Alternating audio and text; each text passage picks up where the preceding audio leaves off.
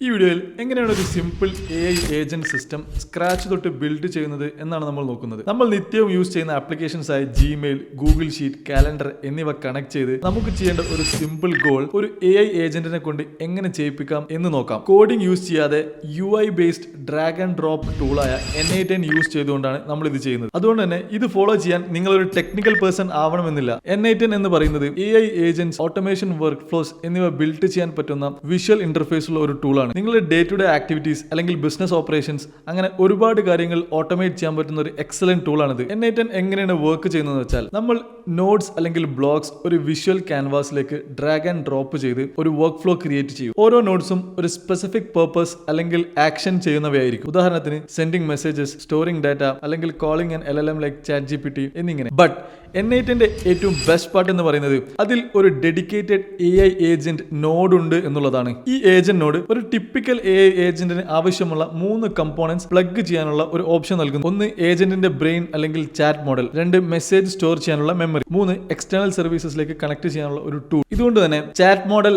Memory, external tools എന്നിവയെല്ലാം ഉള്ള ഒരു ഫുൾ ബ്ലോൺ ഏജന്റ് ഒരു സിംഗിൾ നോഡിലൂടെ തന്നെ നമുക്കിതിൽ ബിൽഡ് ചെയ്യാൻ സാധിക്കും.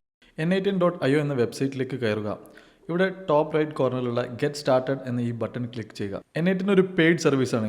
നമ്മളൊരു 14 ഡേ ഫ്രീ ട്രയൽ ആക്സസ് ആണ് ഇവിടെ എടുക്കുന്നത്. നിങ്ങൾ ഡീറ്റെയിൽസ് കൊടുത്ത് ഈ ഫോം ഫില്ല് ചെയ്യുക. കമ്പനി ഇമെയിലിന് പകരം പേഴ്സണൽ ഇമെയിൽ കൊടുത്താലും മതി. നിങ്ങൾ ലോഗിൻ ചെയ്ത് കഴിഞ്ഞാൽ ഇങ്ങനൊരു ഡാഷ്ബോർഡാണ് കാണുക. ഇതാണ് N8N dashboard.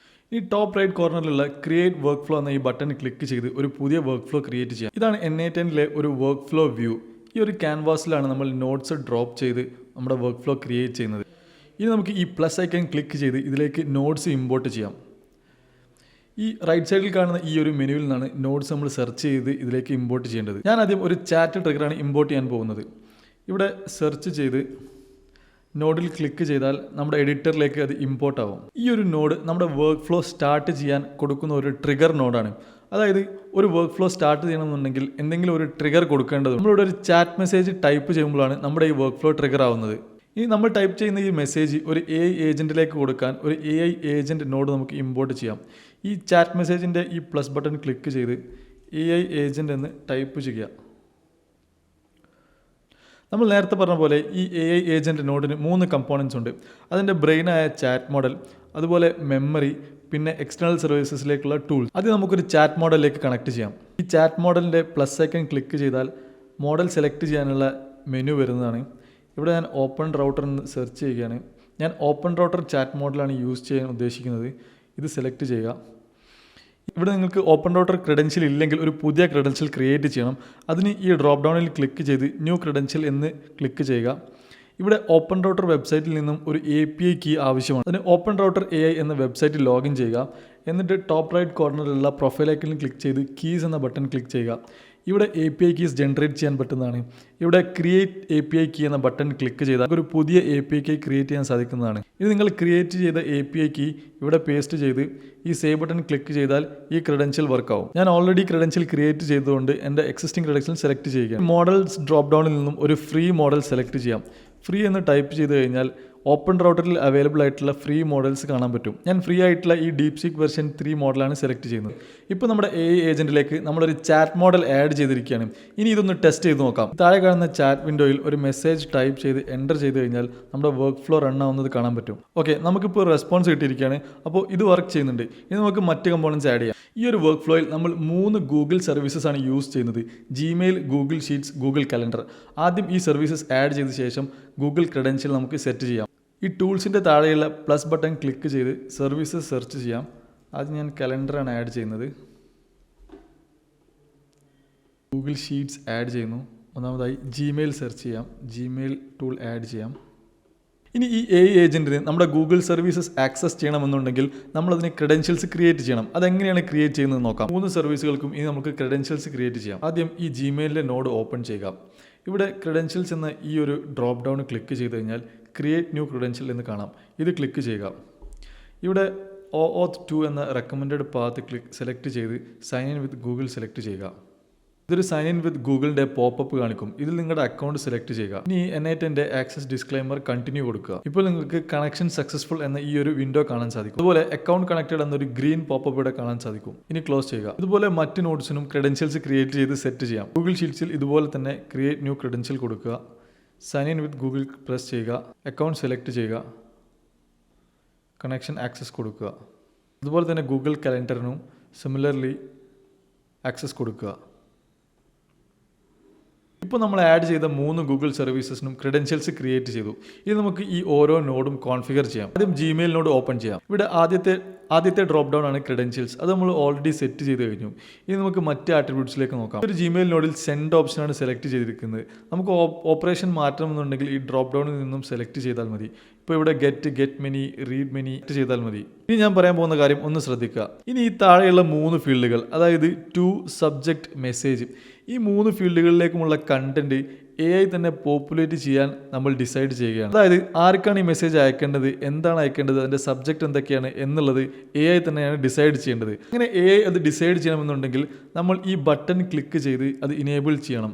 Let the model define this parameter എന്ന ഈ ബട്ടൺ നമ്മൾ ക്ലിക്ക് ചെയ്യുക. ഇങ്ങനെ ഡിഫൈൻ ചെയ്യുമ്പോൾ ഈ ഇമെയിൽ ആർക്ക് അയക്കണം, എന്താണ് അതിൻ്റെ കണ്ടന്റ് എന്നുള്ളത് AI ആണ് ഡിസൈഡ് ചെയ്യുന്നത്. യൂസർ AI മോഡലിനോട് ചാറ്റ് ചെയ്യുകയും AI മോഡൽ അതിൻ്റെ അടിസ്ഥാനത്തിൽ ഈ ടൂൾ എങ്ങനെ യൂസ് ചെയ്യണമെന്ന് ഡിസൈഡ് ചെയ്യുകയും ചെയ്യുന്നു.